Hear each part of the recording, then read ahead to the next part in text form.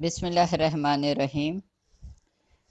السلام علیکم ساتھیو، کاشانِ بصیرت یوٹیوب چینل سے میں آفتاب فاطمہ آپ سے مخاطب ہوں۔ ہم نے جس کتاب کا آغاز کیا ہے مطالعے کے لیے، یہ ہے خاندان کا اخلاق، لیکن کیونکہ یہ میں نے فرسٹ ٹائم آپ کے ساتھ ہم مل کے مطالعہ کر رہے ہیں، تو مجھے ہر انسان سے کچھ تھوڑا بہت بھول چوک ہو جاتی ہے، تو وہ مجھے بھی اس بات کا خیال نہیں رہا کہ آڈیو نمبر بھی آپ کو آپ کے گوش گزار کر سکوں۔ چنانچہ ابھی تک تو میں نے آپ کو آڈیو نمبر اپنا نہیں میں شیئر کرتی تھی، تو اس دفعہ جو ہم یہ اب مطالعہ کرنے جا رہے ہیں، یہ میری آڈیو نمبر 12 ہے، یا پارٹ نمبر 12 کہہ لیں۔ اور پیچھے تک ہم نے پہلے تک جو مطالعہ کیا تو ہم پہنچ چکے تھے صفحہ نمبر 122 تک۔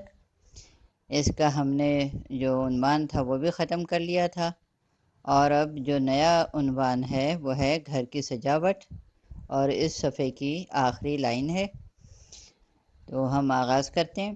لکھا ہے: ایک صاف ستھرا سجا ہوا مکان جس میں گھر کی تمام چیزیں سلیقے سے مناسب اور مخصوص جگہ پر رکھی ہوں، ہر لحاظ سے ایک بے ترتیب اور گندے مکان پر فوقیت رکھتا ہے۔ یہ صفحہ نمبر شروع ہو گیا 123۔ اول تو یہ کہ ترتیب اور سلیقہ گھر کو رونق اور خوبصورتی عطا کرتے ہیں، اور ایسے گھر کو بار بار دیکھنے سے نہ صرف یہ کہ آنکھوں کو برا نہیں لگتا بلکہ مسرت اور خوشی حاصل ہوتی ہے۔ دوسرے یہ کہ اس طرح گھرداری کے کاموں میں آسانی ہوتی ہے، گھر کے مالکہ کو وقت ضرورت چیزوں کو ڈھونڈنے میں مالکہ کا اس کو جملے کو دوبارہ پڑھتی ہوں۔ اس طرح گھرداری کے کاموں میں آسانی ہوتی ہے، گھر کی مالکہ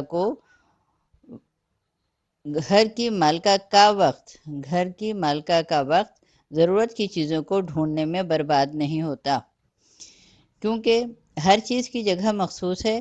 جس چیز کی ضرورت ہوئی اسے وہیں سے اٹھا لیا اور کام ختم ہونے کے بعد اسی جگہ رکھ دیا، اس طرح کام آسانی سے انجام پاتے ہیں۔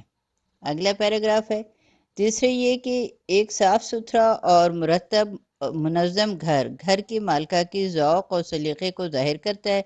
مرد کو بھی صاف ستھرے گھر میں جاذبیت اور کشش محسوس ہوتی ہے، اور گھر والوں سے اس کی دلچسپی میں اضافہ ہوتا ہے، اور گھر سے باہر اپنا زیادہ وقت نہیں گزارتا۔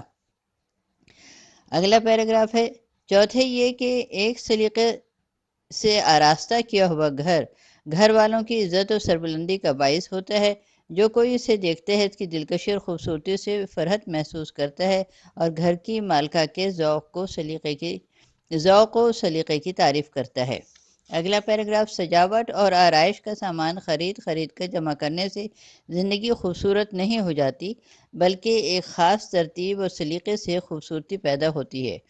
خود آپ نے بھی یقیناً ایسے دولت مند اور خوشحال گھرانے دیکھے ہوں گے جن کے پاس انواع و اقسام کی قیمتی ساز و سامان کی بھرمار ہوتی ہے، لیکن نظم و سلیقہ نہ ہونے کے سبب اس میں کوئی رونق نہیں ہوتی، اور اس کو دیکھ کر ملال ہوتا ہے۔ اس کے برعکس آپ نے ایسے غریب گھرانے بھی دیکھے ہوں گے کہ غربت و ناداری کے باوجود ان کی زندگیاں مسرت سے بھرپور اور خوبصورت ہیں۔ مختصر اور معمولی سامان ہونے کے باوجود ان کے گھر مرتب و منظم اور صاف ستھرے ہیں، ہر چیز اپنی جگہ قرینے سے رکھی ہوئی ہے۔ دراصل ایک خاص نظم و ترتیب اور سلیقہ ہی خوبصورتی ہے۔ اس بنا پر خانہ داری کے اہم فرائض میں سے ایک اہم کام نظم و ضبط اور ترتیب کا خیال رکھنا ہے۔ اب ہے صفحہ نمبر 124۔ سلیقہ مند خواتین خود بہتر جانتی ہیں کہ گھر کے سامان کو کس ترتیب سے رکھنا چاہیے، البتہ بیجا نہ ہوگا کہ یاد دہانی کے طور پر چند نکات بیان کر دیے جائیں۔ اگلا پیراگراف، گھر کے ساز و سامان کی اس کی نوعیت کے اعتبار سے ایک جگہ معین کر دینی چاہیے۔ تمام برتنوں کو ایک جگہ نہیں رکھنا چاہیے۔ جن برتنوں کی ہر وقت ضرورت پڑتی ہے اس کو اس طرح رکھیے کہ آسانی سے نکالا جا سکے۔ مٹھائی، میوے اور ناشتہ دان کا سامان رکھنے والے برتنوں کو ایک جگہ رکھیے۔ شربت والے برتنوں کی ایک جگہ مقرر کیجیے۔ چائے کے برتنوں کو علیحدہ اور کھانے کے برتنوں کی ایک جگہ معین کیجیے۔ پھلوں کے لیے استعمال ہونے والے برتنوں کو ایک جگہ رکھیے۔ دہی اور فیرنی وغیرہ کے پیالوں اور اچار مربے کے کٹوریوں کی ایک جگہ بنائیے۔ غرض کے سارے سامان کو اس ترتیب سے رکھیے کہ خود آپ کو، آپ کے شوہر اور بچوں کو ان سب چیزوں کی مخصوص جگہ معلوم ہو، اور اگر اندھیرے میں بھی کسی چیز کی ضرورت پڑ جائے تو آسانی سے فوراً وہیں سے نکال لیں۔ شاید اگلا پیراگراف ہے، شاید بعض خواتین سوچیں کہ مذکورہ باتیں امیروں اور دولت مندوں کے لیے تو بہت اچھی ہیں کہ ان کے پاس سہولت کے سارے سامان موجود ہیں، لیکن ہماری سادہ اور معمولی زندگی کے لیے ان سب لوازمات کی کیا ضرورت ہے؟ جی نہیں، یہ خیال درست نہیں۔ جو کچھ بھی گھرستی کا سامان ہو اسے سلیقے و ترتیب سے رکھنا چاہیے، خواہ امیر ہو یا غریب۔ معمولی اور مختصر سامان بھی قرینے سے رکھا ہو تو اچھا معلوم ہوتا ہے۔ مثلاً گھر کے تمام برتنوں کی ایک جگہ معین کر دیجیے اور ہر قسم کے برتن کے لیے ایک گوشہ مخصوص کر دیجیے۔ گرمیوں کے کپڑوں کے لیے ایک جگہ اور جاڑوں کے کپڑوں کی دوسری جگہ بنا دیجیے۔ اپنے شوہر اور بچوں کے کپڑوں کی جگہ مقرر کر دیجیے۔ روزمرہ استعمال کے کپڑوں کی روزمرہ استعمال کے کپڑوں کو اس طرح رکھیے کہ نکالنے میں آسانی ہو، اور دوسرے کپڑوں کو محفوظ تر جگہ پر رکھ سکتی ہیں۔ میلے کپڑے رکھنے کی مخصوص جگہ بنا دیجیے۔ روزانہ استعمال میں آنے والے بستروں کو سامنے رکھیے اور مہمانوں کے استعمال کے لیے لحاف، گدوں، کمبل وغیرہ کو اندر رکھیے۔ کھانے کے بعد جھوٹے چکنے برتنوں کو فوراً جمع کر کے دھونے کی معینہ جگہ پر رکھ دیجیے۔ گھر کی سجاوٹ کے سامان کے لیے مناسب جگہ مقرر کیجیے۔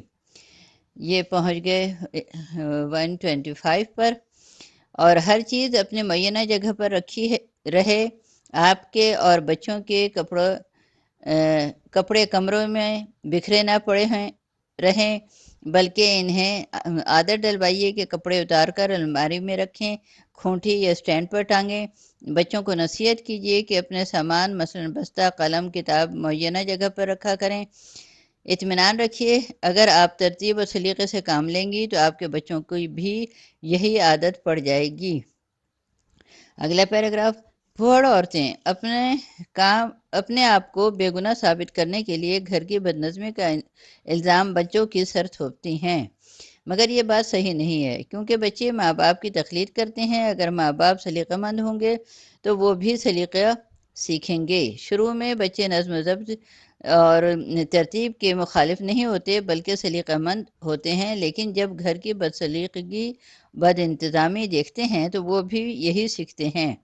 اگلا پیراگراف، روپیہ، پیسہ، قیمتی کاغذوں مثلاً چیک، بانڈ، سرٹیفکیٹ اور سندوں وغیرہ کو ایسی محفوظ جگہ پر رکھیے جو چھوٹے بچوں کی دسترس سے دور ہوں، کیونکہ اگر آپ کی غفلت سے ضائع ہو جائے تو بعد میں بچوں کو مارنے پیٹنے سے کوئی فائدہ نہ ہوگا۔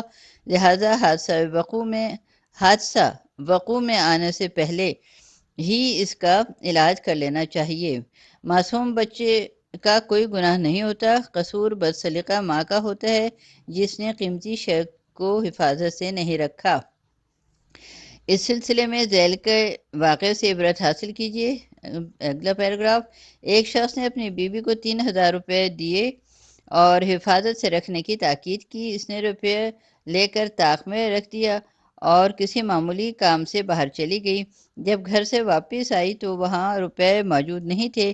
گھبرا کے ادھر ادھر نظر دوڑائی تو دیکھا کہ اس کا 5 سالہ بچہ صحن میں کوئی چیز جلا رہا ہے اور وہ خوش ہو رہا ہے۔ ماں یہ دیکھ کر اس قدر غضبناک ہوئی کہ اپنے 5 سالہ بچے کو اٹھا کر زمین پر پٹخ دیا۔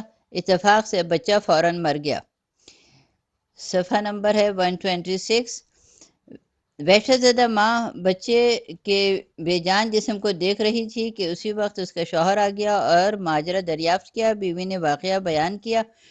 مرد نے طیش میں آ کر بیوی کو خوب مارا پیٹا اور موٹر سائیکل پر سوار ہو کر پولیس کو اس واقعے کی رپورٹ دینے چلا گیا، لیکن پریشانی اور گھبراہٹ کے عالم میں اس کی کسی گاڑی سے ٹکر ہو گئی۔ اب اس مرد کی حالت بے حد نازک ہے۔ اگلا پیراگراف۔ آپ کے خیال میں اس واقعے میں اصلی قصوروار کون ہے؟ اس کا فیصلہ ہم قارئین کرام پر چھوڑتے ہیں۔ اس قسم کے واقعات اور حادثات اکثر رونما ہوتے رہتے ہیں۔ ممکن ہے کہ خود آپ کی زندگی میں بھی واقع ہوئے ہوں۔ اگلا پیراگراف۔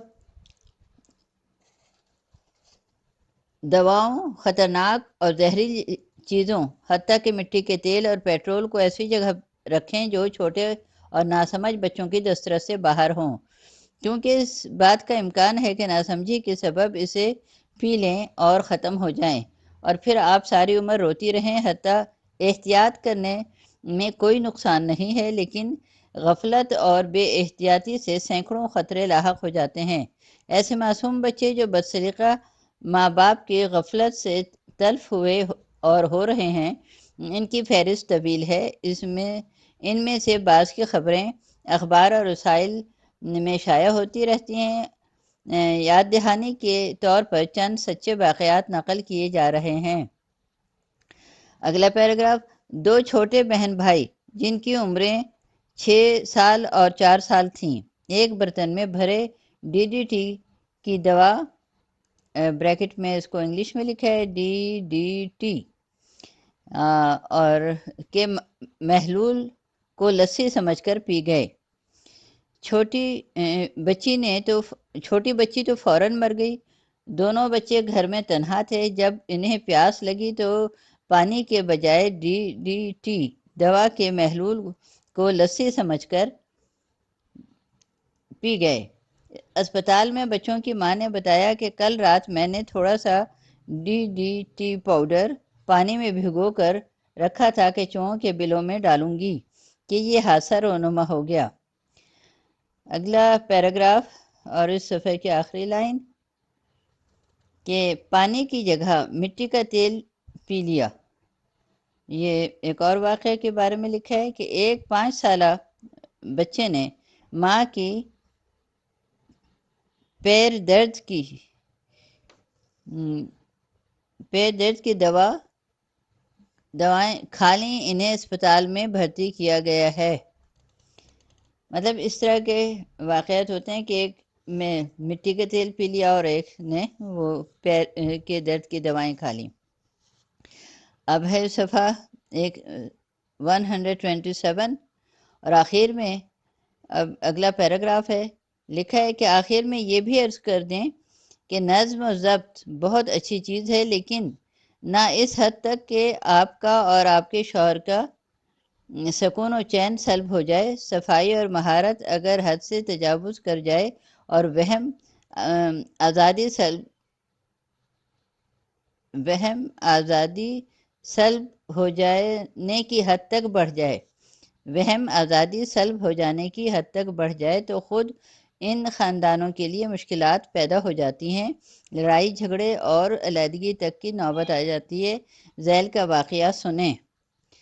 یہاں پہ ہم اپنے اس آڈیو کو اختتام کرتے ہیں اور اگلا سے اس کا آغاز کریں گے انشاءاللہ۔